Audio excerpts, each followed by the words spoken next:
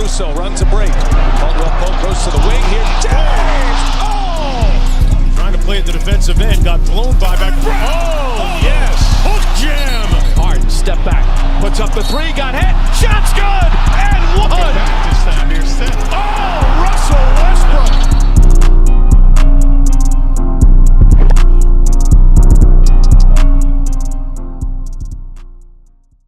Oh, Bucky Patrol. Hey. Ice. Y'all. We're here. We're back. How you doing, man? You doing all right? I'm doing pretty good, Skippy. My team's no longer in the playoffs, so my interest has gone from avid to nonchalant. I'm sorry, what you say? I said King James wanted an early vacation, so he decided to call in. Lucky you. I'm pretty sure on a January episode of Trae Ball, I came on here and I told you that I have the field against the Suns. And then against the Lakers. The Suns? Against the Lakers. And then as the playoffs started, I specifically remember saying Suns in 6. And I think you said that against a healthy Lakers team. I did say that against a healthy Lakers team too. That's even the worst part. A healthy Lakers at the time. I said Suns in 6. If they stayed a healthy Lakers, you would have lost that bet. But what happened though? It was Suns in 6. It was by accident. Came out. I went about to top. But we here, y'all. Welcome to Trae Ball. It's your boy Kendall K. Howard, and we got a good old disgruntled Bucky Patrol over here. He just lost another bet today. It's still Lakers in 5. Don't care about none of that. That's what they're saying in Cancun. Clippers gonna be there in a couple weeks. We'll save the spot. Oh, okay. Keep Kawhi might already be down there because he know he ain't coming back. Keep them pina coladas cold for him if that's the case. But like I said, we just got done watching the Eastern Conference Finals Game 1 between the Hawks and the Bucks, where Trae Young put on a show against the Bucks, getting me some more money as I made the bet for them to win this game. And I'll tell you this thing too. When that bet came through, or when I sent y'all the agreement, they started to warm up. I think they hit they made like 3 shots back to back to back. I was like, oh yeah, I might bet on these guys. They were still down. Oh, I might bet on these guys. And thanks to their third quarter performance between John Collins and Trae Young, and as you'll probably see running around probably even now, all on your media is the alley-oop off the backboard that Trae Young gave to John Collins, where he dunked on. Middle of the game, half court set. Crazy. Yeah, off pick and roll too. It was nice.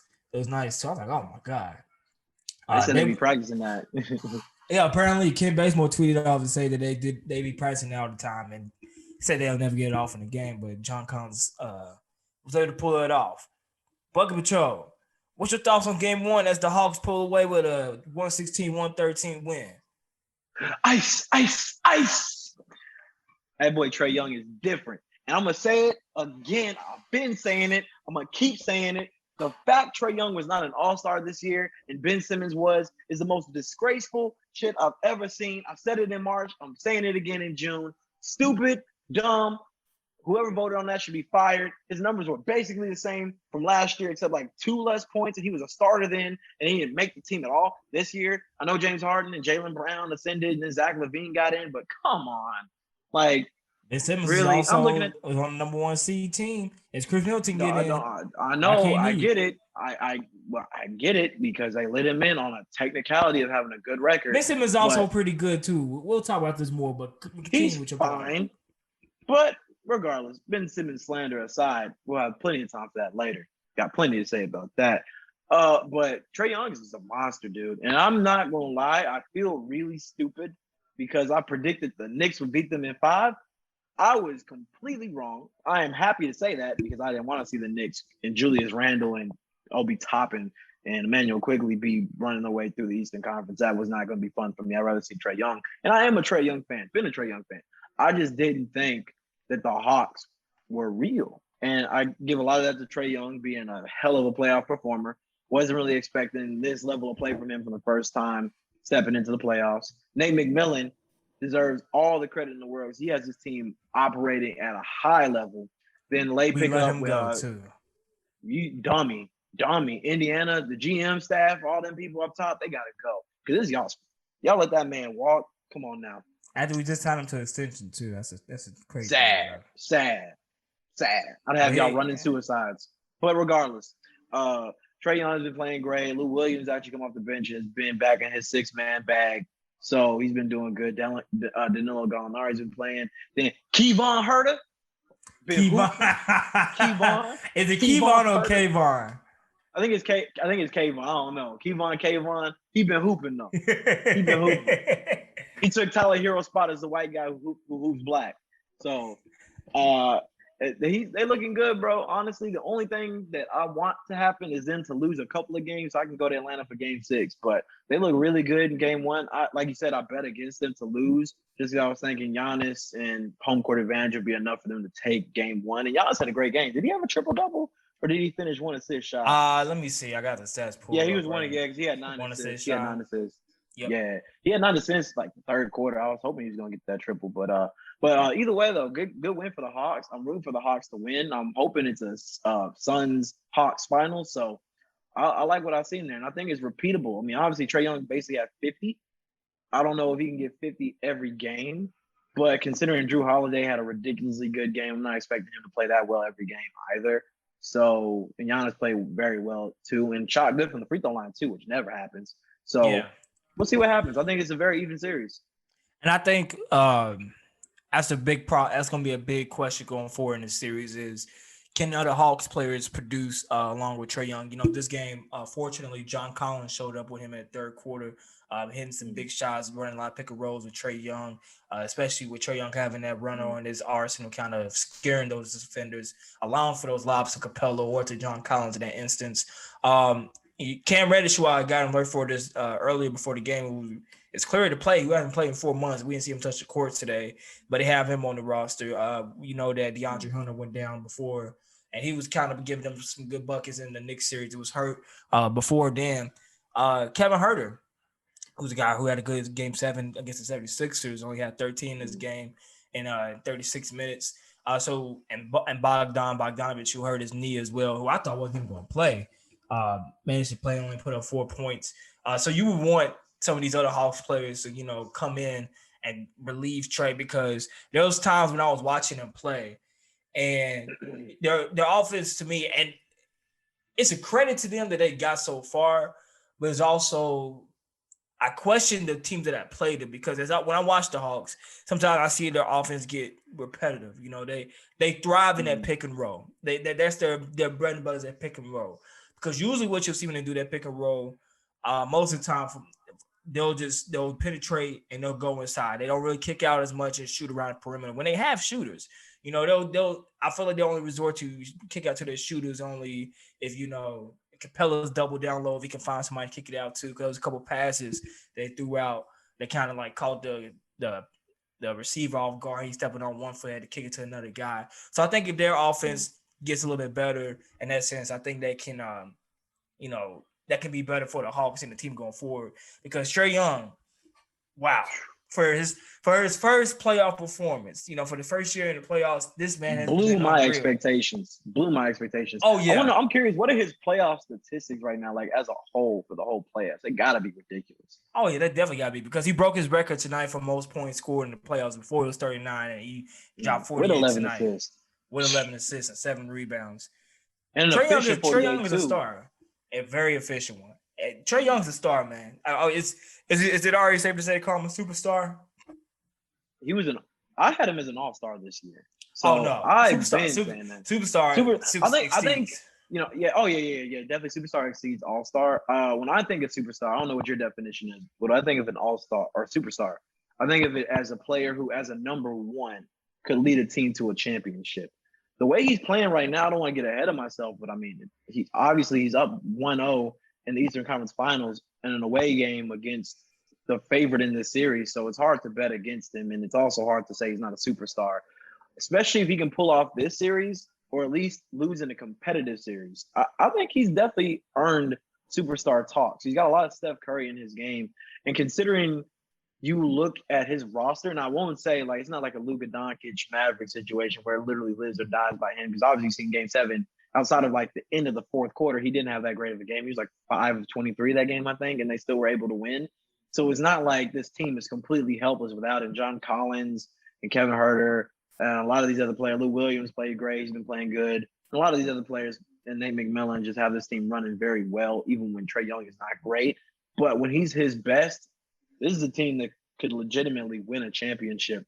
And if they make it to the finals, I'm down to say he's a superstar and a top 10 player in the league.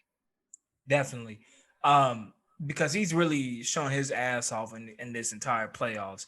And and the point you made about like how this team is not like the Mavericks where Luka is really the focal point and Trae is the focal point, but as you remember going into this offseason, you know, the Hawks, they got a lot of their players that they got now this offseason. They signed a Gallinari from OKC. They got Bogdanovich when he didn't go to Milwaukee, and they was able to sign him. They was able to get Lou Wills middle of the season for Rondo when they signed him in the offseason. They signed Chris Dunn, and they drafted DeAndre Hunter, and they drafted Onyeka Okongwu as well. Or they drafted DeAndre Hunter. Was DeAndre Hunter this year? Is he a rookie or that was last year? They drafted No, he was last year. It was last year, yeah. Because him and Cam Reddish got drafted the same year. So they made some additions this year. Watching them play, I think I see them missing because they was playing Solomon Hill a lot because he seems to be their defender, their perimeter defender type guy. Because they have scoring. I feel like they have it, you know, not in spades, but they have enough good hands where they have some good scores. And that's where you kind of mess with DeAndre Hunter, who kind of played good on defense this year when he was able to play. So they miss him on that. But I think they're going to need some defenders going forward because you got guys like Jrue Holiday going off on 30. You know, there were some mistakes made where Kevin Huerter was going under on the screen. We should have been over because Jrue Holiday was hitting some crucial shots. Got 2 left-hand dunks, too, that blew by defenders as well, showing his quickness. Take us through, George, because we was texting throughout the game. You, Jalen, and I, we was talking about it. And take us through the last moments for the Bucks when they could have had a chance to tie it up. And what was your thought process of what they was doing and what they could have done better in order to win the game? Well, so, I mean, Chris Middleton driving on the left side, going baseline. I can't remember who was checking him. Maybe it was who was checking him right there? Was that Hunter? I don't know. I can't remember who was checking him, but somebody was checking him. But he had him on his hip. He had a layup. John Collins came over to contest it, but he was kind of out of position. I feel like Middleton probably could have finished that layup or at least got fouled. He's a good free throw shooter, and all he needs to do is make one to tie the game up. But he kicks it out to Pat Connaughton, who is a good three-point shooter, and he was open. So I don't hate that. Wide open. But yeah, he was wide open, so I don't hate that play. But obviously he misses that 3, and it's a different conversation when you make the play for a great shot when you could have had you had a great shot, honestly. He had a great shot. He passed it up for a good shot. He misses. Pat Connaughton makes that shot. It's a different conversation. It's a great play. You know what that shot, pass, you know what that play reminds me of? The play when last LeBron year passed to Danny Green at the top of the key. Air balls at 3. Yep, it did. I knew exactly what you're talking about. I knew exactly what you're talking about. I was thinking about that one. I was also thinking about LeBron in Game 3 of 2018 when he passed to Kyle Korver in the corner or something like that.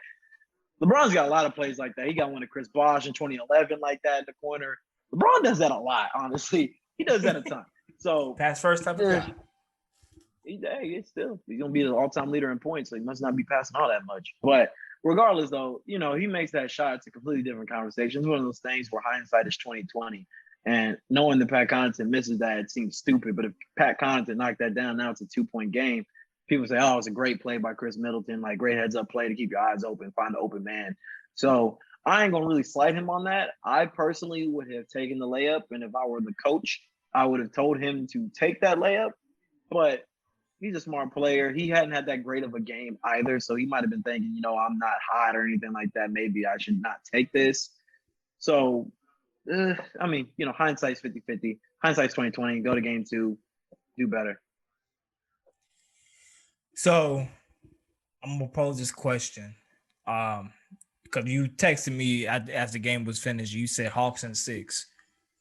If that was the case, Where does the Bucks go from here? If they I don't want to, I know it's kind of early to talk about it, but you kind of proposed it already, saying Hawks in 6, and coming off of that Game 7 win against the Nets on Juneteenth, and what many probably thought that Budenholzer was going to lose his job, which was looking very likely if he would have lost that game. Now you got into Eastern Conference Finals, and they are the 3 seed. They lose to a 5 seed, and the Hawks.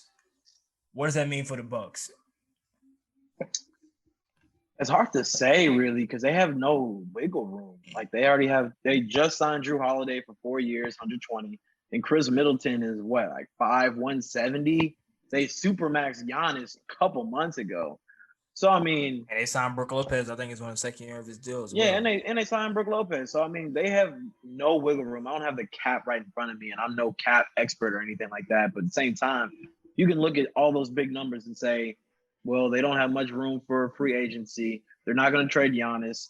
I don't know a lot of people who are going to make a trade for a guy like Chris Middleton. He's not old, but he's older than 30. He's not really a number one for the money he's making. Is he? I thought he was young. Chris Middleton's he's pushing 30. He's pushing at least 30. I'm not sure exactly where. I'm thinking 32 or something like that. He can't be. He's been around for a while. He's been around for a while, man. He's 29. No, actually, I'll take it back. He's 29. Okay. He turns 30 in August. So, okay. He's been around for a while. When did he get drafted? Yeah, he got drafted in 2012. So, I mean, he's been around for a while. He's a Leo like me. But Lord help us all. That's the reason to trade that, man. But regardless, though, there's not really a lot of players of Chris Middleton's level or better that you're going to be able to get for him without giving up something else. Bucks don't have any great picks because they're still a good team, so their picks are high or late in the first round. They haven't really traded and got a plethora of picks. They trade a lot of their picks for Drew Holiday, so they don't have any picks. They just signed him, and again, Drew Holiday is also pushing the mid-30s because Drew Holiday is 31. Just turned 31 actually 2 weeks ago. He's younger than I always think about him. Every time when I think about Drew Holiday, because he's been really around for a while. He has been a while. He was especially when he was in Philly for a minute when he was an All-Star during that team. Yeah, I think he's a little bit older than what he is. I remember Drew Holiday from when I was first playing my career because that was 2K10. I remember you do the draft combine and he was one of the players you had to play against. So Drew Holiday been kicking for a while. But regardless, though, I don't think at this point, they really can't do anything. They can fill in, some of these role players, 7th, 8th guy off the bench positions, but they're locked in with this core of Brook Lopez, Drew Holiday, Giannis, and Chris Middleton. So if they lose, maybe you see what you can do in free agency with Chris Middleton or Drew Holiday, but I doubt you can do much. So you're kind of stuck with what you got. So you just need to make it work. Maybe shuffle Budenholzer, see if you can find a coach who can develop a better offensive system for them. And maybe Giannis finally actually develops an offensive game and starts playing like a 60 overall my player with just ridiculous physical intangibles. But we'll see. I think I still think they have a chance to win this series, but it would look awful for them because you got to think this is probably the best chance they have to win the East because KD, Kyrie, and James Harden are going to be healthy. I imagine the Sixers are probably going to trade Ben Simmons and get some better pieces to go around Joel Embiid. The Celtics hopefully will be better. Then all these other teams. They finalized and deal with Emi Udoka, if I'm saying his name right, from the Nets. Yeah. So I just think there's a lot of teams that are moving up in the East that are going to come and make it harder for the Bucks. And then also just look at how many people got injured this year. The Nets were injured. Our Pacers going to come back. Who? Okay. Anyway. We was without Karis LeVert and TJ Warren most of the season. Lost Miles Turner in.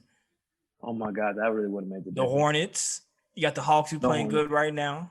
Yeah, Hawks is going to get better. The Hornets are young and they're getting better. The Heat are going to get better. The Celtics are probably going to make some more moves and get better. They just traded Kemba. So we're going to see what that looks like now. It's going to be fully. The Knicks. I'm going to forget about the Knicks. I ain't worried about those guys. Trust me. I ain't losing no sleep about the Knicks. But still, we hear Bucks are going to stay pat. They're going to stay pat. Maybe shuffle the coach and see what they can do next year. Yeah, because like you say, this is their best chance of making it to the finals. Literally their best chance. And I kind of am rooting for the Hawks to come in, be that disruptor, and just kind of crash the party, be that unexpected team like the Heat were last year to make it to And the the Hawks finals. is way more fun to watch. Like the They Bucks are not really a fun team to watch. Like I like Giannis, but they're not really. I don't mind watch. watching the Bucks. I don't mind watching them. You know, as we saw a little bit in the fourth quarter, the Buck, or a little bit later in the third quarter, I would say the Bucks is kind of giving the Hawks a piece of the medicine, kind of running those pick and rolls with Giannis catching those lobs. That was pretty exciting to see. Drew Holiday had some exciting dunks. Chris Middleton always can get a good shot off it. It's fun to see him get hot. He got hot a couple times in the playoffs, especially in the Nets series. So I don't think they're that boring to watch. But going back to a point about what they're gonna be if they lose, this is a very crucial playoffs for them. Because I forgot honestly that they went to these conference finals against the Raptors that year when they was actually up 2-0, and then Kawhi and them walked them down to go and beat them in 6. And Budenholzer kind of getting the brunt of the guilt in these past couple of years for their success. And, you know, as they upgrade the roster, they was able to get that deal to get Drew Holiday, who is definitely upgrade from Eric Bledsoe. Granted, they are without Donnie DiVincenzo this year, who is a good rebound for them and played a good part on their team, not the most crucial as like a Giannis, but it plays a pivotal part on their team. If they are to lose this, you know, who do you go from here though? Who do you go from Budenholzer? That's what I'm trying to like get in my head. Like, who is out there as a coach that can be Well, better? Rick Carlisle, he's out now. Carlisle, so he's out there, right? I'm trying to think because I'm trying to think who would be a good coach for a guy like because like another point that I made that I said at the beginning of the season, like Stanford and Gundy for the Pelicans, it's always about fit. You know, it could be a good coach, but the fit matters because who's going to fit for that team and what they're trying to do. Because if you look at how it's currently constructed, they are built for a Budenholzer type team. You got, you know, a lot of guys who can shoot around. You got Giannis right there who can be that penetrator. And it'll be interesting to see how if another coach comes in and use Giannis a different way. But this is a must win for these guys. So if they are to lose it, this would be a disappointment in Milwaukee franchise, because I was watching. They put up something early before the game. They talked about how the Bucks ain't been to an NBA final since 1974 with Kareem and Oscar Robertson. Same way with the Hawks. It's been a long time since the Hawks went to the NBA Finals as well. So both of these teams are fighting to go to the NBA Finals. I'm rooting for the Hawks, like I said, just because they're the underdogs in this series, and I kind of like them being the disruptor. But at the same time, I wouldn't mind seeing Giannis getting his first, you know, playoff finals appearance. right. It'd be good for him and good for his legacy, especially at his young age. Giannis is only 26. He's only 26. Right. He got a lot left. Right. Oh no, he's still so young. He just seems like he's older because of all the hardware he's collected and how many years we've said, "Oh, it's Giannis's year. It's Giannis's year." But I mean, he's young. I think at this point, LeBron didn't have a title yet. Jordan, I think, just won his first title. Actually, no. Jordan didn't. Nope. No, because he was older when he came in the league. So LeBron hadn't won yet. Jordan was still like 3 years away from winning. So it just looks different because Giannis was a little bit more successful on a personal level earlier than they were. But I'm not really overly concerned about that. And again, that's another thing you mentioned too, with a lot of storylines, because you look at all these teams. The Clippers, this is the first time they've even been in the Western Conference Finals. The Suns haven't been to the finals since 93, 92? Yeah, it had to be 92 when Charles Barkley took them there and they lost to the Suns. They lost to the Bulls. Lost to the Bulls. So 92 for them, then the 74 for the Bucks, and the Hawks. I don't even remember last time the Hawks won a championship. I can't even think of it. Yeah, I don't even know. Like, I can't even think of when that would be. I gotta be like way back. It has to be when Pistol P was there, probably. Are you looking it up with that? 1958. I was before Pistol. Oh God, it was before Pistol. Bro, that's what I'm saying. Like, I don't even know who was on this team. Like, was that like the team with Lou Hudson or something? Like, I don't even know who's on that team, bro. But exactly. So I mean, either way, no matter who wins this year, it's gonna be some kind of history or something very, very new to the league. I personally want the Suns to win because I want Chris Paul to win a championship. I feel like a whole bunch of other players. Giannis is young; he's got chances. Trae Young's got chances. Even PG and Kawhi got more chances. But I feel like Chris Paul. This is probably the. I keep saying this for Chris Paul because I said this when he was in Houston too. And obviously, you know, 3 years removed, he's doing fine for himself. But I feel like this is really his last chance because it's only going to get harder from here, and he's only getting older. So I want the Suns to go ahead and do it. And plus, as a Laker fan, it looks a lot less worse to lose to the best team in the league than to lose to a team that loses. Because we can say, hey, we lost to the Suns, but they beat you too. So can you really say anything to us? So Suns in 4. Only because they make the Lakers look better, huh? Not only. No. Not only. But it's part of the reason, huh? I'm not gonna lie to you. I told you this in May, bro. After we lost, I said I'm rooting for the Suns now because if the Suns beat everybody, then we look less bad. I told you this all the way back when we lost in May, bro. And I'm sticking with my guns. All right, so since you're sticking with your guns with the Suns, let's talk about them and the game they just had last night against the Clippers. Now, I watched this game up until like a little bit in the fourth quarter. I fell asleep. I literally woke up, and me and you was talking about this before the show started. I literally woke up as that inbound play was happening with Jay Crowder threw the now famous lob to DeAndre Ayton for the game winner, which is something that we actually don't even really see in real life. You and I done it to each other a couple of times playing 2K. 2K, that's a 2K lob. That is a 2K lob right there, and especially. And I think, people talk about just the difficulty of it, too, because it wasn't like he was on the sideline throwing the lob to him. He was underneath the basket throwing the lob to where DeAndre had to come off a back screen down low. And he'd come off the back screen, and Zubac kind of got lost on that screen from campaign, and DeAndre Ayton caught that lob. But the game is general. That's Jay Crowder throwing that pass, too. Jay Crowder ain't no Chris Paul either. So even off the pass itself, pinpoint on the money from a player not really known for being a playmaker. And apparently, Monty Williams said, we've never really practiced that play. I just told them during that. That's another thing, too, we should talk about, like the whole not TV timeout, but the instant replay stuff and how that went down. Because that was a whole fiasco. Because I was asleep throughout all that. So I didn't have to endure that stuff. I was asleep during that. That's probably where my nap felt so long. You didn't miss much. It was like literally 30 minutes worth of instant replays for like 5 different plays. Cause I fell asleep around like the 8-minute part of the fourth quarter, and I promise you, it felt like a while when I was asleep, and I literally woke up as the play was happening, so it must have been a long time out. But this, like you said, like it was Jay Crowder throwing that pass, and that's a credit to the Suns who've been playing good these past 2 games without Chris Paul, or who is on COVID protocol right now, who is clear to come back for Game 3. Campaign. Who I mentioned, who set that screen for running for Legend.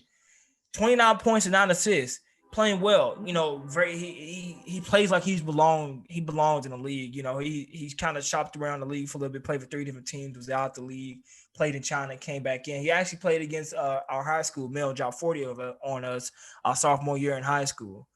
So he's got some connection right there. Campaign really showed up big for the Suns in Chris Paul's absence. And one thing I can credit the Suns team for, I'll pass it off to you to talk about them, is they're young, but their mentality, they all have that, they all playing like veterans. They're like literally their majority of the team is young. Like the only veterans you really have on the team is Jay Crowder and Chris Paul. And you are you throwing Kaminsky in there, or is he still a young guy? He's been in the league for a minute. No, like the rest. He hasn't really done anything though. He ain't really seen no real playoff action though. So even still, he's been in there by experience. But in this scenario, in this circumstance of like Western Conference Finals, it really don't even matter at that point. So because they're a young team. I want to say them and maybe the Hawks. I got to check Clint Capella. I think he's still under 30. They probably they are the 2 teams in this and that's left in the playoffs that have their best players is under 30, minus Chris Paul for the Suns. But as a team, as a collective, and Monty Williams is a credit for this too, they really have that it factor. Like going into the season, excuse me. Oh, I ate a sandwich during the game. A little gassy over here. We didn't really expect the Suns to really be this good. I think you have as a 4 seed coming into the season. And I was a 4 seed in the first, second round exit. Yeah. At best. We didn't see them coming out doing what they're doing right now. And to where at this point, currently, I think they won the championship. I think they got it. Like, I don't even like it could be the Bucks come out the East, it could be the Hawks come out the East. I think these guys got it now. I think the Suns have the championship on lock, and that's good. Like, that's great for the organization. It's gonna be a great point, just a great story for Chris Paul, who finally, if he gets his championship, I don't want to call it too early, but if he gets his championship, what this means to him and his legacy to finally go to a team that he chose, and he'll be single-handedly the reason why they won a championship. Because even throughout his whole entire career, well, we're not single-handedly. I want to say single-handedly. he changed the organization around. They want to go to the NBA Finals without him. That's fair. I still feel like there was a natural progression because you've seen signs of this when they were in the bubble and they went 8-0. Yeah. So I don't know if they would have been. Well, definitely they wouldn't have been this good. But I don't want it to be like a full carry job. Like when he was in OKC last year and they went 7 games with the Rockets in the first round, that was a carry job to me. Well, Shea, a whole bunch of other players played, but to me, Devin Booker, DeAndre Ayton, Mikal Bridges, a lot of these other players, I think they were already trending this direction. And then Chris Paul was like that last piece they needed to add to really skyrocket this thing to where it is now. So he definitely deserves a lot of the credit. And in my opinion, even though I think Devin Booker is the best player on this team, I think Chris Paul is definitely the most important. Let me give it to you like this. So how AMC stock is shooting up right now, how originally you would think, oh, it's going to trend up anyways because everybody's going to the movie theaters, this and that and the third. Lord behold, something else going on behind the works where people in the community are starting to get behind the stock that has been extremely shorted for years. It's the most shorted stocks, and it's skyrocketing to probably be one of the biggest stocks of all time. That's Chris Paul. Y'all annoying me now that y'all actually know stuff about investing. Y'all just annoying me now. You're not even gonna sound smart. Goodbye, bro. Goodbye. Y'all new to this. Y'all ain't true to this. Man, why does it matter, bro? We all on. Why does it matter? Anyway, we on, bro. We on. Anyways, so Chris, I agree with you on that. I wouldn't say it's not he ain't on no Luka Doncic or ain't no carry job. No, ain't no carry job. But he is the main reason. But he is the main reason why they will win the championship. Yeah. So it's he's a catalyst. He's definitely a catalyst. So he sped them up through the process. As we're talking, I'm gonna pass this off to you about the Suns. What have you been seeing from them so far in the playoffs, and especially in this series, that makes them so good and makes them, what we are talking about being poised to win the NBA championship? I think it really just comes down to that poise. They showed this mental toughness and veteran level of experience that you don't see from young teams like this. I'm looking at their best players: DeAndre Ayton, 22, Devin Booker, 24, Mikal Bridges, 24. DeAndre Ayton shooting I think 64% from the field the entire playoffs. And he's doing this against pretty solid players too. Like Jokic isn't really known for being a great defender, but he's still a big body. It was absolutely Davis and Andre Drummond. And AD and Andre Drummond, he's putting up 80% from the field against them for 6 straight games. I mean, that's nuts. But you look at this team, they're all young. Like their main rotation outside of Chris Paul is all below 30, except for Jay Crowder. So I'm just really impressed by this team. And then with a lot of young teams, you see them get leads and blow them, or they get put down early and then they stay down.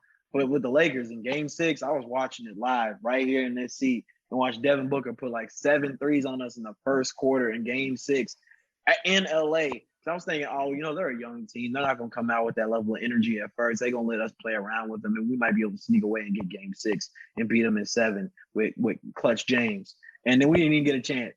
So, and then same thing with Denver. I was thinking, they up 2-0 on Denver. Oh, yeah, I didn't think they was going to get swept. Now, that's serious. I knew Jamal Murray was injured, and I knew that they were going into that series depleted.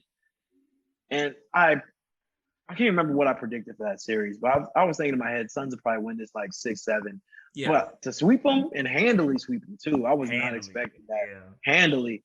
And then even though Kawhi's not playing, as much as you think I hate Paul George, this is still a good team, and Paul George is no slouch. And they were in LA, both of those games. So I was thinking, you know what? Okay, LA might snag one of these. And if Paul George didn't choke those last 2 free throws, they might have. But that was in Phoenix the first 2 games. No, you're right. My bad. I'm tripping. Yeah, they were in Phoenix the first 2 games. And I was thinking in my head, the Clippers will probably come through and steal one of these and then go back to LA to be able to take the next two, especially if Kawhi comes back. I don't know what his status is. I haven't really heard. He's not exactly in what for his game 3 injury as is. of right now. Yeah. Have they announced like what his injury is? Because at first it said it was torn ACL, but it's not a torn ACL, but it's an ACL related injury. I want to say it's his knee. I heard it was something ACL related, but it's not torn ACL. Go ahead, keep talking. I got it up right now. Yeah. But I'll give him credit. They just played like they want to win. It's a knee injury. Some with his knee, like meniscus or ACL. I'm not 100% sure, but regardless, though, they play like they want to win, and they want to win now. They're not playing around. They're just going for the jugular from jump. And again, this team has some real NBA final potential. I thought maybe they beat the Lakers. Oh, they were hurt. They were this. They were that. And then they played the Nuggets, and the Nuggets were also injured because Jamal Murray was missing, but still they played good in the first round, and Jokic just won the MVP. So I was expecting them to at least put up a fight, and they sweep them. And they've looked good against the Clippers these first 2 games without Chris Paul too. So I don't know how they'll fare against the Bucks or the Hawks. I think the Hawks would definitely be a better matchup for them, but I'm not betting against the Suns. So you kind of touch on a little bit as we kind of praising the Suns a little bit for what they've been doing. Let's kind of give some praise to the Clippers who are making it right now without Kawhi Leonard. You know, they've been out. They've been the Jazz. They've been without him since Game 4 against the Jazz in that series. And Paul just had a good game in Game 5 where he dropped 39 points, and they was able to pull out in Game 6 behind Terrence Mann's 39 points. And Playoff man. I think Paul George had 34 that game. Now in this series, you know, last night was definitely the game they should have won. You know, a constant for them that's been a shocker to me because keep in mind, you know, Reggie Jackson, he wasn't even supposed to come back to this team after the offseason. He was kind of thinking about going away. He was kind of convinced by Chauncey Billups and Ty Lue and them to stay. And he's been a very, very important piece for this team. Definitely, he's a starting point guard, and the way he's playing right now, and the way he's been kind of carrying the Clippers at times on offense, he played a big part in the team as a whole. They're very tough. The Clippers are, you know, they got great depth. They got a lot of players they can just toss out there, and they're very persistent. And that's one thing about Ty Lue. And, you know, there was a stat they pulled up the other day to talk about Ty Lue's, you know, record when he goes to the teams and how he changed them around. You know, when he was in Cleveland, underrated coach. Very underrated. Coaches don't get any credit when they work with LeBron, but Ty Lue has shown he can play and he can coach with normal players. I mean, I'd say Paul George and Kawhi are normal players, are great players, but you know when you have LeBron on your team, it's hard to say, well, was it you or was it LeBron? But he's showing it was definitely a little bit of him. Oh yeah, I mean, I wouldn't even say that argument could even be true because nobody's ever came back from a 3-1 before. Like so. Ty Lue has to get some credit for that. He has to. And he's looking at it now, he's definitely going to get that credit for what he's doing with this team because give him praise. I'll give him props for what he's doing. You know, he'll rotate guys out the lineup. He'll throw different lineups out there all the time. Like I think even last year, I don't even think Terrence Mann started. So kudos to him. And for, you know, I think what his big key attributes as a coach is bringing the best out of players and bringing that, you know, that will to want to just push for more, even when they feel like they don't have anything left. Because these guys, you know, the Clippers, they've been playing for the long haul. They've been, and they won the 6 games last series. They went to Game 7 the first series against the Mavs. And, you know, this series might go to 7 itself against the Suns. They're already down 2-0. But they always stay in the game and stay in the hunt. They don't ever give up. Even now, without Kawhi being there for them, they're still playing very well. You got guys like Luke Kennard showing up. Batum, who's been a big part for them, playing. Like I said, Reggie Jackson is there. I wish they had Serge Ibaka there because I feel like on defensive end for the big man, Zubac is not that type of guy for them. I will give him credit. He has gotten better offensively. There were some plays I saw in that last game against the Suns because one of the big things that even Ty Lue pointed out to him was that his hands, he need to get better at his hands. You know, the people, they ripped him a little bit when he was coming for a dunk. He's a little bit soft on that, but he gets some hard slants. But as far on defensive end, that's Luka's favorite person to see on defense. And it seems like he'd be like anybody's favorite person to see, even DeAndre Ayton as a big inside. So I think Serge Ibaka would have helped him with the end. I know he's not the Serge blocker that we know from back then, but kind of have him there and he's able to switch off on defenders. I think it kind of would have helped them more. But the Clippers are always there, and that's why I'm not losing faith in them in this series going forward. And going to the next game is going back to LA. I think they're gonna take game 3. I think they got game 3 coming up. Because they were just so close to win game 2. They were so close. And I don't want it to be a quick series. Like I want them to be there for a long time, not a good time. And granted, they are without Kawhi, they are without Serge Ibaka. So that is something to, keep in mind and not like to at least alleviate some of that criticism that people like you like to give to the Clippers and Paul George and all them. So valid criticism. Don't forget the word valid. Anyway, very important. That's what I think about the Clippers, because I think they still got a chance to even possibly win it. If the series goes a little bit longer, Kawhi comes back. Who's to say where the series goes from there? Man, at this point, everybody who is still on the board has a chance to win. Everybody has a case for winning the championship. I will agree with you on that. I think everybody does. All right. So with that being said, as we are down to our last 4 teams, let's talk about. Because we was gone for the last 3 weeks. I was gone doing some training and had a little personal time off before then. Some playoff letdowns. I think the biggest one that everybody been talking about this week following their Game 7 loss against the Hawks is Ben Simmons. Go ahead. I'll let you. I'll give you the floor, and then I can go off that. Go ahead and speak on what you think about Ben Simmons and his Game 7 performance and who he is as a player. Before I say anything negative about Ben Simmons, let me say some positive things, because I don't want to feel like all I do is complain about players. I feel like I'm starting to turn like Jeff Van Gundy and all I have is negative things to say. I don't want to do that. He is probably the best perimeter defender in the league. I think he's the best defender.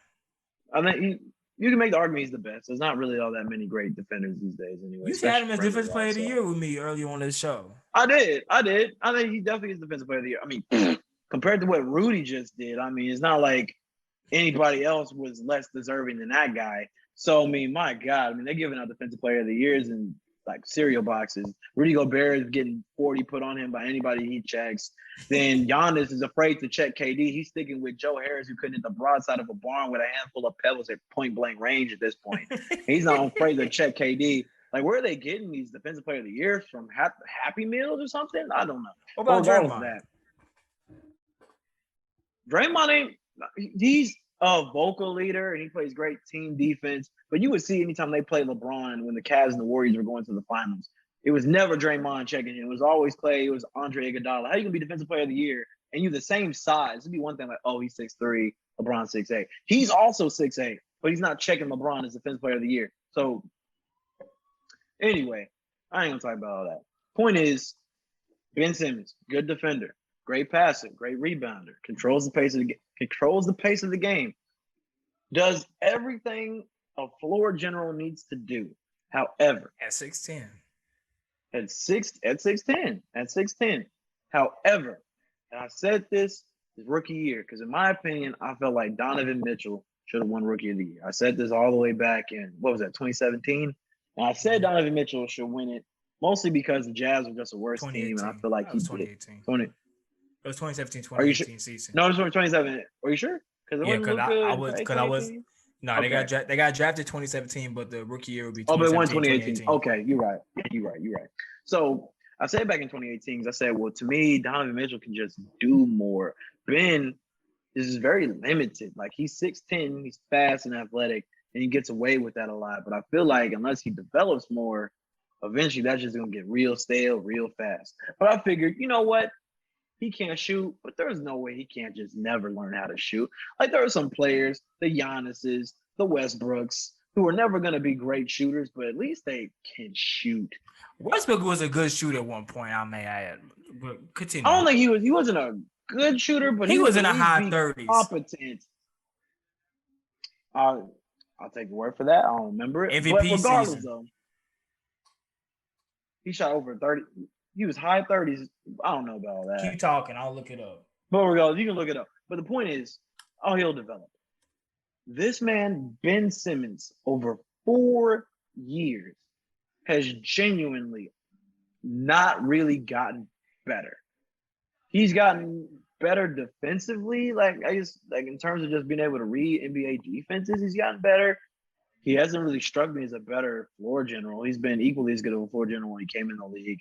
He's averaging about the same amount of rebounds he's always averaged. Go ahead. You said you got the stats. What he averaged in 16, 17? 34%. That was his highest 3-point percentage for his career. Okay, that's literally below league average. But regardless, good for him. Great, Russell. Good shot. Better than Ben Simmons, so give you that. Not saying much. But this man literally has not improved at all. And then it's one thing to just not improve and not be able to shoot, because shooting's not everything. I feel like people get so caught up in this new NBA that everybody has to shoot. People get on Giannis because he's not Kevin Durant. Like, Kevin Durant is one of a kind. He doesn't need to be Kevin Durant. He can score 30 with 13 rebounds and 5 assists a game just doing what he does. And if he can get a championship that way, then that's fine. I don't know if he can, but if he can, who cares? Everybody don't need to be a 7-foot unicorn who can put the ball on the deck and shoot 40-foot fadeaways off like a cross tour. Don't matter. But Ben Simmons is literally costing the Philadelphia 76ers all of these playoff games. He's been doing it since his rookie year against Boston in the semis. I think that was his rookie year. He only had a game. He had 1 point, bro. 1 point. One. That means literally you got 2 free throws and you split, and that is it. No field goals, no nothing. Then this year, trash. Last year he didn't play. But I mean, let's talk about this. Let's just talk about this year. I don't want to get caught up in the weeds of all the things Ben Simmons has done in his career. This is lengthy. This man in 7 fourth quarters, shot the ball, I believe, 7 total times. Less than that, actually, I want to say. I think it's probably like what? It might have been less. It might have been 4. It was 4 actually. I think I think he only had he might only have 4 points total in the entire 7 games. Like, 4? Are you a blonde kid in the Codename Kids Next Door treehouse? 4? Number 4? Come on, bro. Stop it, Ben. Stop it, man. And then literally the play that really summed it up for me, and that's at that point, as soon as I saw this happen, I just realized this man literally needs to pack his bags the second he gets to the locker room. If I was Joel Embiid, I would literally backhand slap this man. When he had a wide open dunk, and this man literally just had with his 6'10" self, literally just jump and dunk, like you're in the paint. You can do that. Did you know he only shot 1 shot outside the paint this entire playoffs? Not series, playoffs. 7 games in this series, and then what was it? 5 games in the last one. Yeah, 1 shot out the paint. 1 shot, 1 singular shot. Pitiful. But this man was wide open on a dunk, and instead of dunking it, he literally throws the ball. So I think it was Matisse Thybulle, who had 2 defenders on him. Who had 2? Like, Thybulle didn't even know what to do. He literally just like threw up some whatever shot, and luckily got fouled. He's like, bro, why'd you even pass me the ball? It reminds me of this like Supreme Dreams RDC World skit where a dude is just passing the ball in wide open layups because he don't want to shoot. And he's getting mad at his teammates for not being able to shoot, for not scoring off his passes. Like, bro, why would you pass the ball? You're literally wide open. Moral of the story is, trade Ben Simmons for literally a rusty nail, a handkerchief, and a half-eaten bag of Lay's. And somehow you'll still get stiff on the deal, Philly. Also, let's talk about Doc Rivers. You want to talk about disappointment? This man, Doc Rivers, is one of the most overrated coaches of all time. He's blown the most 3-1 leads of all time. He's blown the most 20-point leads of all time. He genuinely, somehow, is literally a magnet for leads blown. And at first I thought, okay, well, maybe that I think he has a record for most Clipper Game 7 losses too. He does. He has a record for Game 7 losses. He has a record for 20-point lead loss. He has a record for 3-1 leads blown. Like, if there's a record for playoff leads blown of any kind, Doc Rivers probably holds it. Guaranteed. I'll bet money on it at this point. So you want to talk about disappointment, that guy. And at first I was thinking, oh, well, it's the Clippers' curse because he blew a 3-1 lead in 2015 with Chris Paul and Lob City. Then he blew the 3-1 lead last year with the Clippers against the Jazz. But I figured, you know what, this year, Hawks, surprise team, but they really shouldn't have been able to beat the Sixers. Joel Embiid played well. Ben Simmons was there, and he's a good defender. He can't score for shit for reasons I just outlined, but I mean, he's 6'10", defending Trae, and he did a decent job, but still, Trae Young didn't even play good in Game 7. Somehow you find a way to lose it, and you really lost that series in Game 5. You lost Game 7. Yep. Yeah, you lost Game 7, but you really lost the series in Game 5. Because if you win Game 5, you win the series in 6. So that's definitely playoff disappointments. I spent a lot of time on that, so I'll skim through the next ones. But it's not really a playoff disappointment. But I actually was a little disappointed to see the Nets get injured the way they did because I wanted to see them actually, make it to the finals. Now hold on. Now I was going to share some thoughts on Ben Simmons before you start rambling. Now. Oh my bad. Go ahead. You go say anything. Now, Ben Simmons has been a disappointment. I can't argue with you on Doc Rivers and his record and what it shows. I still think he's a good coach, but these numbers they're not looking too good for him and proving his case of really being a championship coach because he only won one championship with Boston. Everybody likes to talk about that championship so much. That happens. A stacked team at that. Exactly. But for Ben Simmons, for the hate that he was getting after that game, I think it was deserving only to a certain limit. I don't think Ben Simmons I don't think he's an unuseful player. He still has you was talking about this before the show, it just in general, since it happened, there is a use for Ben Simmons. I think he's not trash.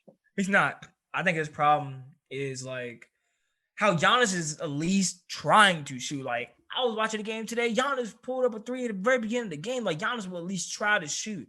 His form ain't perfect, but he at least try. He at least works on his free throw. Like, they'll show percentage where his free throw percentage got better throughout the season.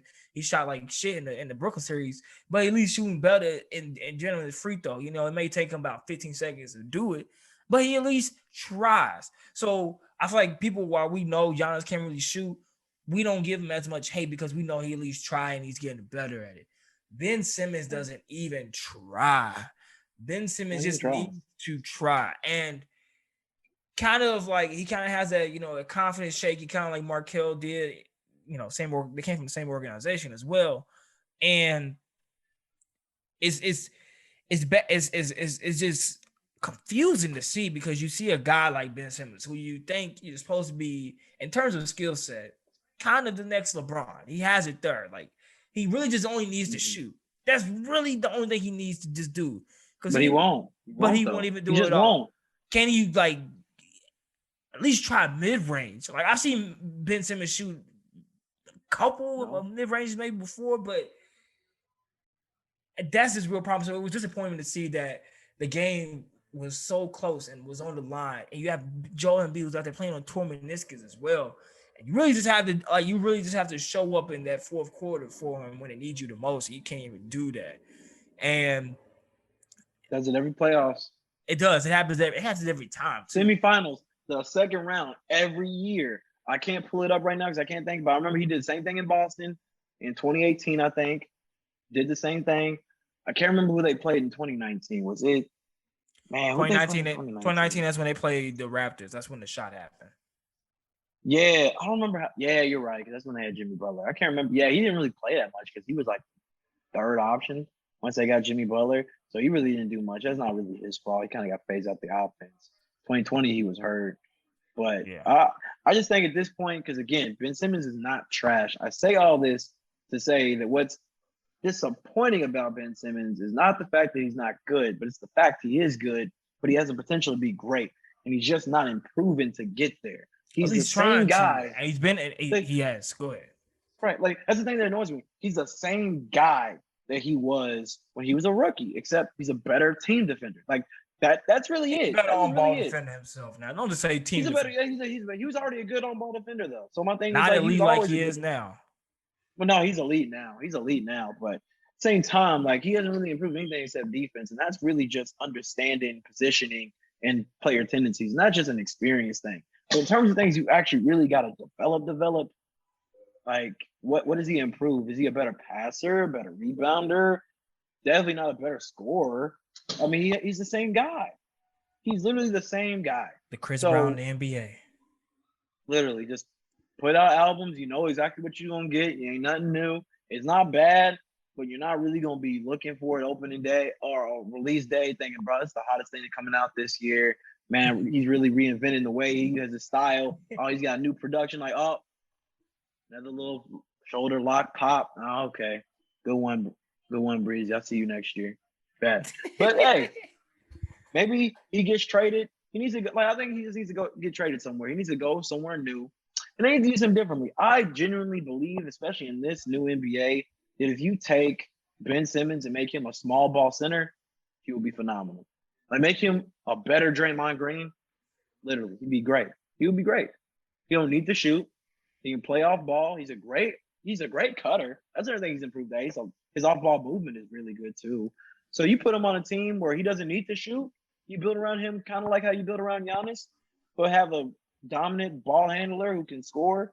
Like, if you put him with Dame, or you put him somehow with the Warriors, or you put him, man, even if you put him like the Celtics or something like that, made him the center, I would love that. I think that would be great. That would be a great Ben Simmons fit for me. That'll be a conversation for a different time. But go ahead. Who else you got for disappointments that you saw in the playoffs so far? This doesn't really count as a disappointment, but I was a little disappointed in what happened with Brooklyn just because they got fucked by injuries at the end there with James Harden, Kyrie, and they still win 7 games. And I'm gonna just go ahead and say it. Any hate that I sent KD's way, that guy's a hooper. Like, trust and believe, that boy's a hooper. I'll never say anything negative about KD as a hooper ever again. So, because I didn't think he could really carry a team like that. I'm not gonna lie to you. I was one of those people that said, "Oh, he's never had to do it like LeBron did. He's never had to be really." He's done it before. Solo Now I'm gonna cut you off. He did it in 2014. He did it in 2014 when Westbrook was injured. But that was in the regular season, and they had no playoff success. So I didn't really count that. But he showed me something this year, so I'll give him that. But that was a little disappointing. I don't really have a lot to say about that. It's just injuries. Like, you can't really control that. Same thing happened with the Lakers. They're disappointing for the same exact reasons the Nets were. They just had injuries, and they just ended up being injured at the wrong time. There really weren't that many disappointments for me, honestly. Everything that happened so far has made sense to me. I thought the Mavs and the Clippers series was as good as I thought it would be. A little bit better, actually. I didn't think it was going to go to 7. The Hawks surprised me. What about the the Knicks Heat? disappointed me, but I expected to be disappointed. I will say the Heat. Heat. Okay, swept. I thought it was gonna be Bucks and 6. I thought the Heat were gonna lose anyway, so I'm not overly disappointed in that. But they went out real sad.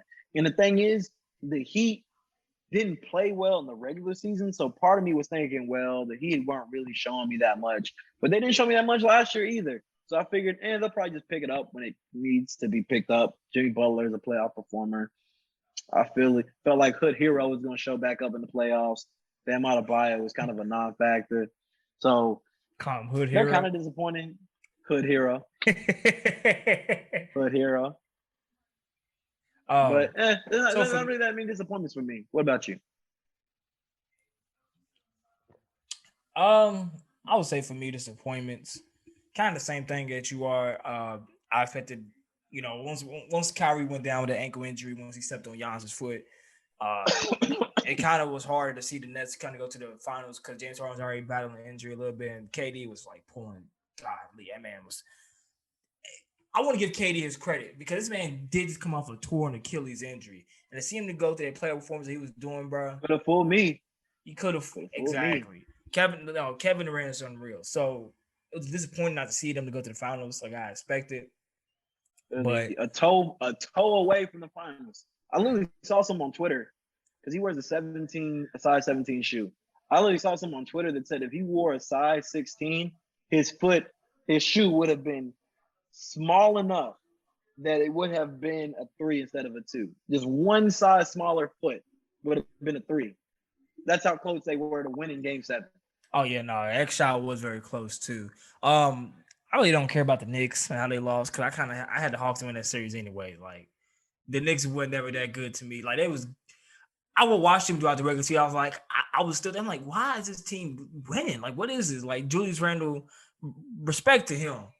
But something about me just looked at, I'm like, this ain't real. This ain't legit enough for me. This still ain't legit enough. And obviously they got proven. Ain't no star power. Yeah, Yeah. and it got proven even more in the playoff. Julius Randle was a no-show, so it's kind of disappointing to see his play. The way that he played in the regular season, that was kind of disappointing to see. Like I said, the Heat on the Western Conference side. I already had the Suns getting the Lakers. The Grizzlies, I wish they probably would have won one more game instead of just losing. Instead of just winning one game, I wanted to win another one. But yeah, that's basically the ones that I have so far. I mean, if you want to go disappointments, I feel like the Jazz should have been a bit more competitive with the Clippers when Kawhi got injured.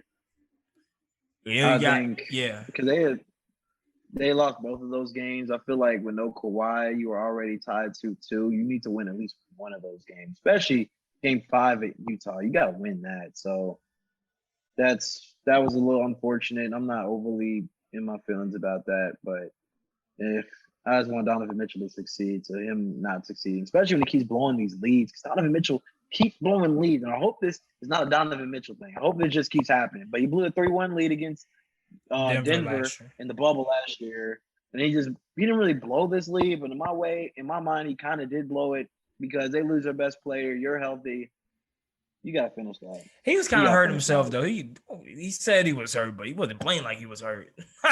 He said he had 39, 8 and 8 in Game 6. He looked fine to me. Yeah, nah, they said he was bound an ankle injury, but he wasn't playing like it. Let's see. Let's go into something a little bit more happier as we wrap up the show. As the Pistons, they collect their first overall number 1 pick in a long time. I don't even know the last time they even had a number 1 overall pick, to be honest with you. In the draft lottery. I can't think of it. I think it might be the first time, low key. I don't know. Don't quote me on it. It can't be the first time. They got people like Isaiah Thomas. I don't know. Don't quote me on that. But the Rockets got the number 2 pick. The Cavs got the number 3. Raptors at 4. Magic at 5 and 8. OKC at 6. Golden State at 7. Sacramento at 9.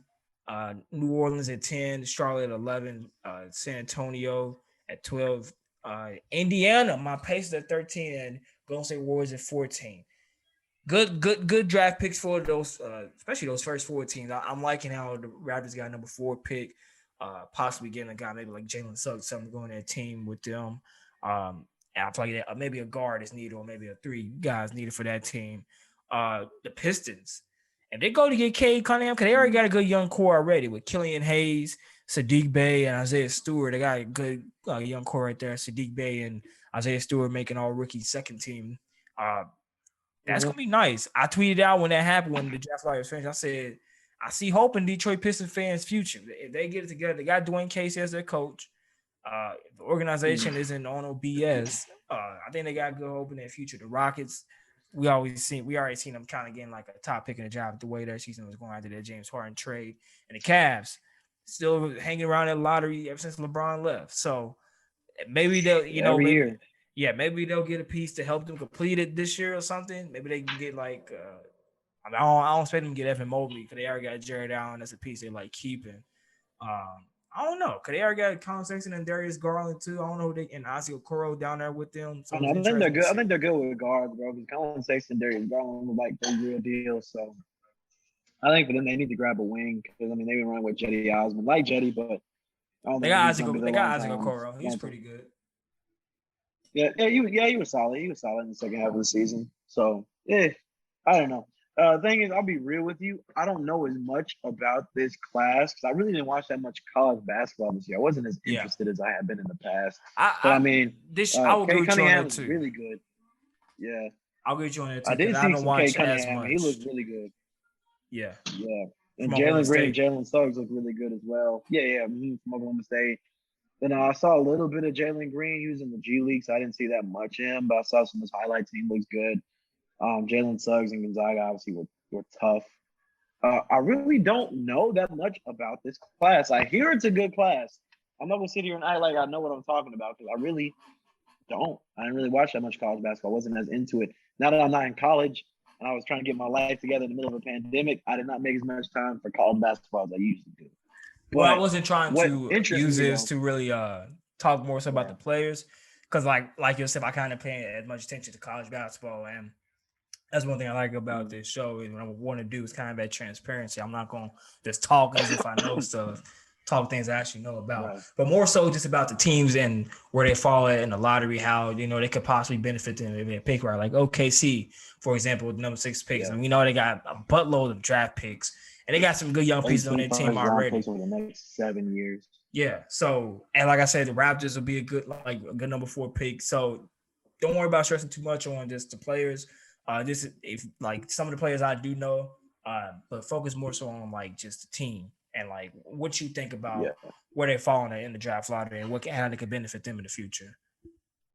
Yeah, well, the one that stands out to me the most is honestly Golden State with number 7, number 14. Given that this is a pretty stacked draft, I don't know all the players, like I said, but from people who do, they say it's a pretty stacked draft, which means those 7 and 14 picks could be something valuable. And I think for them, getting Klay Thompson hopefully back, knock on wood, Klay Thompson comes back. Steph Curry just came off an MVP level season. Draymond Wiggins is playing good. Well. Once Steph Curry, Wiggins is playing good. Steph's playing good. Kelly Oubre, he's up and down, but he's still a solid player. Wiseman had another year of experience under his belt, going to be coming back for a second season, probably going to get better. I think if I'm going to stay anyway, I take those picks, I package them for a guy who's going to give me win now mentality, because Steph's pushing 33 now. He's 32. He's got the kind of game that ages well. 32, yeah. So he's got the kind of game that ages well because it's not made off. He's not winning off of athleticism. He's winning off of shooting, and that's the last thing that goes. But he's still getting older. Klay Thompson's gotten injured 2 years in a row now. I think you find Draymond's pushing 30 something now too, and he's had some injury problems as well. So I think at this point, you could easily take those picks to your Golden State, grab some player on the market who's got an expiring deal, or is just generally looking to move teams. I don't know who that would be. Maybe. I was about to ask you who you think it should be. I don't know. I'm trying to think in my head. Like, I don't really know who would be a good pickup for them who's on the market. Because on one hand, what would you try to trade for? Just give me a position you would try to trade for if you was to try to package a deal for them. I don't want a wing. I want a more consistent wing. Andrew Wiggins and Kelly Oubre are fine. Really? They're just too up and down. So they're just too up and down for me. I would defend Wiggins on this. I feel like this year was his most consistent year. I think with him having another year in his belt, being with Steve Kerr in the Warriors system, and kind of serving as like the second best player at that time, I think he was very good, and he showed up in moments when they needed him most too. He was the guy that he became a better 3-point shooter, and I think once Klay Thompson comes back and he goes to being a third scoring option, it's gonna be even better for him. He's gonna be a better version.